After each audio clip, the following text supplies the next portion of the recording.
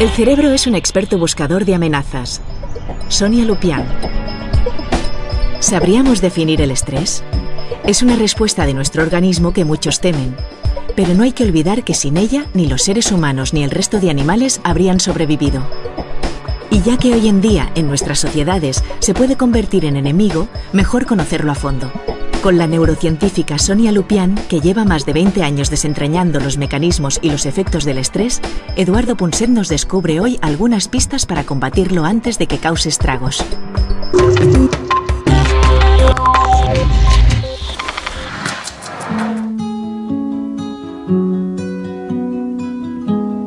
Es curioso, pero una vez más nos encontramos en una situación en la que la gente en general tiende a creer que el estrés lo provoca el exceso de trabajo y la falta de tiempo.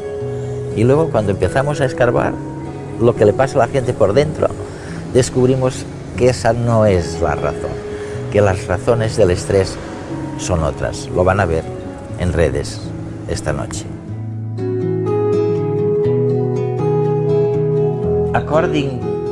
Según lo que tú dices, lo que está sucediendo en nuestro cuerpo cuando un mamut lanudo está a punto de comernos, y cuando estamos hartos de estar al volante y nos ponemos de los nervios en un atasco de tráfico, todo eso es muy similar. Lo que quiero decir es que el cerebro es un detector de amenazas, de información amenazante. Y cada vez que nuestro cerebro detecta algo que supone una amenaza, ya sea para nuestro tiempo o para nuestra vida, como en el caso del mamut, generará hormonas del estrés para aportarnos la energía necesaria. Ante exactamente los mismos motivos, algunas personas se estresan más que otras. Y no me resultaba fácil entenderlo hasta que tú explicaste el porqué. ¿Por qué? Creo que es un error colosal pensar que a todos nos estresan las mismas situaciones. Eso es totalmente imposible. Y lo sabemos porque hemos descubierto, tras 30 años de investigación científica, que hay 4 características de una situación que provocan estrés. Y no es necesario que estén presentes las 4. Cuantas más se cumplan, mayor será el estrés. Las 4 características de una situación de estrés son las siguientes. La primera es la novedad, lo que nos pasa tiene que ser nuevo. La segunda es la impredecibilidad, tiene que ser impredecible. La tercera es la sensación de que no controlamos en absoluto la situación. Y la cuarta es que debe representar una amenaza para nuestra personalidad. Por ejemplo, cuando alguien se cuestiona nuestra capacidad para realizar correctamente nuestro trabajo o algo así. Si eso sucede, lo que experimentaremos será una respuesta de estrés. No resulta sorprendente, pues, que en épocas de crisis las personas tiendan a sentirse más estresadas, ¿no? Es una situación nueva. Es impredecible. Sí. Controlan mucho menos. O sea que la gente debiera estar más estresada. Pero ¿cómo se lucha contra ese estrés? ¿Se puede evitar? Lo primero que hay que hacer es entenderlo. Tras 20 años investigando el estrés, no creo que la gente sepa lo que es. Todo el mundo cree saberlo, pero el caso es que no tienen ni idea de qué es. Una vez hice un sondeo entre 1000 personas.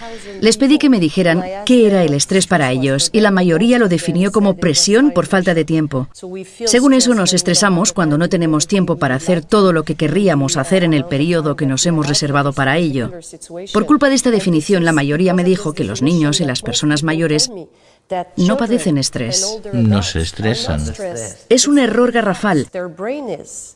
Su cerebro es más vulnerable en el caso de los niños porque todavía se está desarrollando.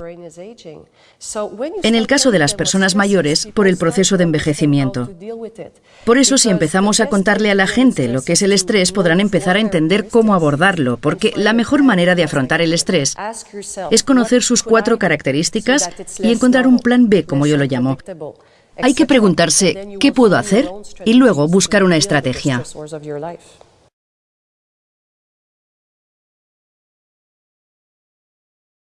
Es curioso. Nuestro cerebro ante una situación de estrés actúa como lo haría hace 20.000 años. Me explico.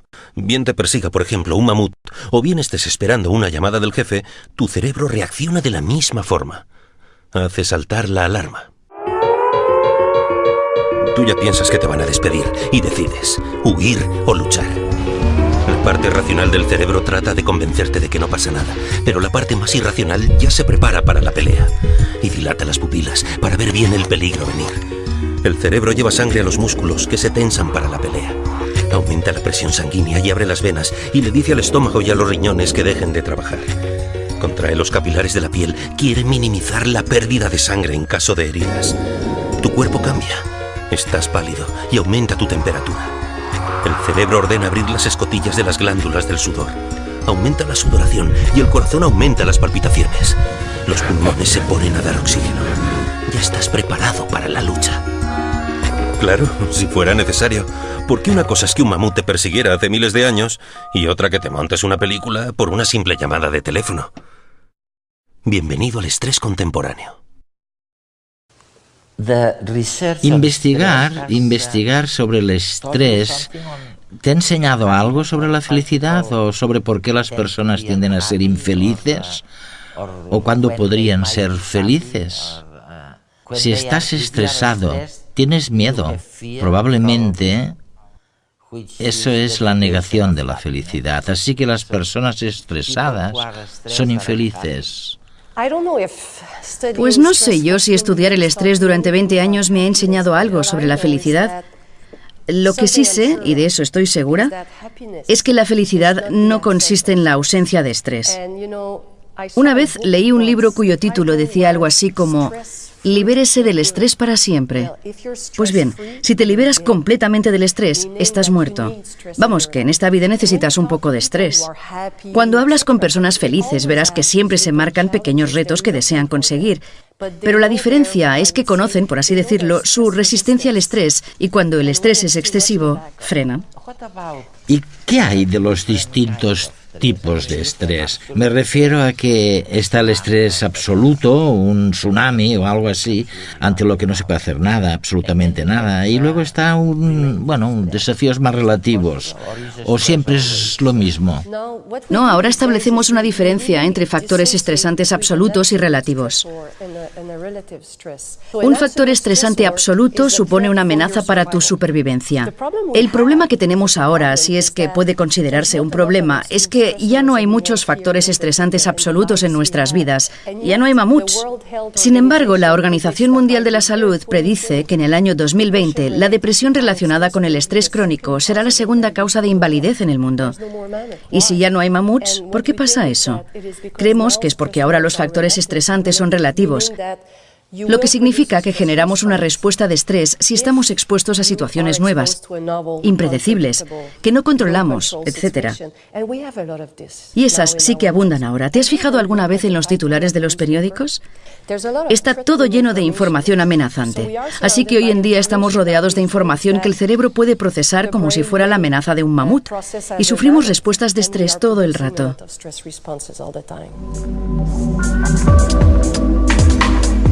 La vida moderna está programada a través de horarios, normas y códigos que ordenan nuestra vida diaria y nos dan una mayor seguridad. Sin embargo, y a pesar de ello, en el siglo XXI sufrimos más que nunca de enfermedades relacionadas con los nervios, el estrés y los miedos injustificados. En los últimos 150 años, en las últimas 3 o 4 generaciones, ha sido cuando nos han impuesto o nos hemos impuesto el orden. Teniendo en cuenta los tiempos de la evolución, los tiempos biológicos, nuestro organismo no ha sido capaz todavía de adaptarse a ello. Y esto es lo que muchas veces genera este desajuste o genera estas reacciones desproporcionadas. Y hay un ejemplo claro, cuando tenemos una mesa que está ordenada o una mesa que está totalmente desordenada, con papeles, bolígrafos, lápices. Sobre esta mesa desordenada, un bolígrafo rojo no nos llama la atención, pero en cambio sobre la mesa que está perfectamente ordenada, si junto a los bolígrafos azules aparece uno que es de color rojo, esto nos llama la atención. En la vida actual más o menos sucede lo mismo. Cuando hay algo que sale del orden o cuando no podemos cumplir con este orden, entonces nos podemos preocupar, nos podemos poner ansiosos.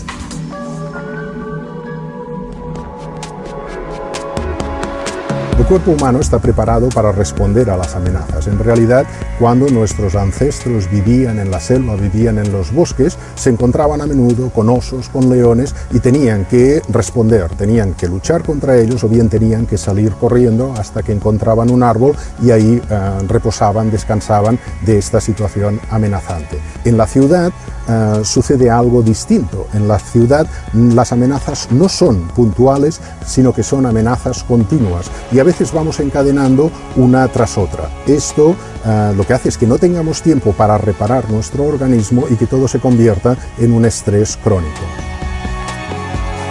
Vivimos como cuando en el ordenador tenemos muchas pestañas abiertas al mismo tiempo.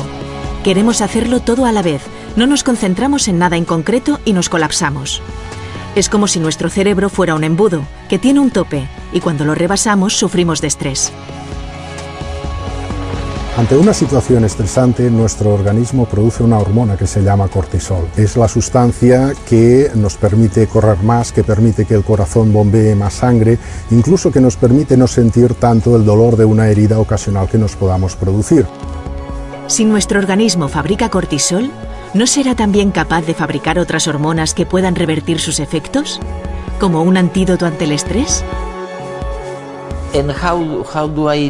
¿Cómo puedo saber? ¿Cómo puedo saber si soy una víctima del estrés crónico?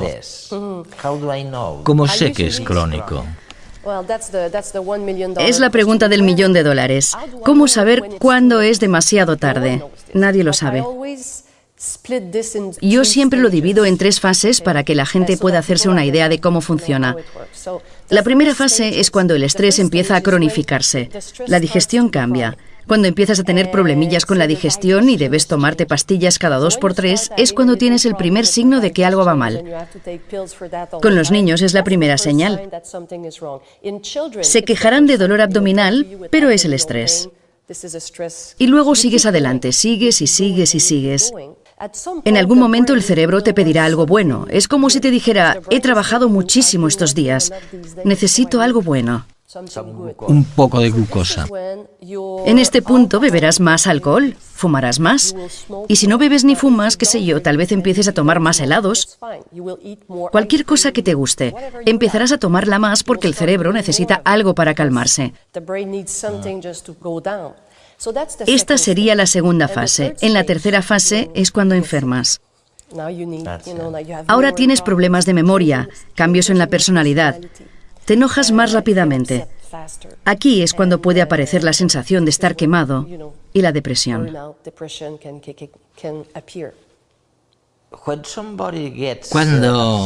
Cuando alguien se disgusta o altera muy a menudo, ¿qué significa? La explicación la encontramos en la investigación con animales. Creemos que sucede lo siguiente. Si se experimenta con una rata a la que se estresa de modo crónico con el mismo factor estresante en todo momento, la respuesta de estrés de la rata disminuirá, se habituará. Bajará. Pero lo que se ha demostrado es que la rata se habituará a ese factor concreto de estrés, pero se volverá más reactiva de lo normal ante cualquier otro factor estresante, por lo que estará hipersensible. Lo que vemos en personas con estrés crónico es que pueden habituarse a un factor estresante crónico. Pongamos que estás pasando por un divorcio muy difícil y cada día tienes una respuesta de estrés. Logras sobreponerte, pero de repente sucede algo en el trabajo. Alguien te dice algo que no es tan grave y explotas.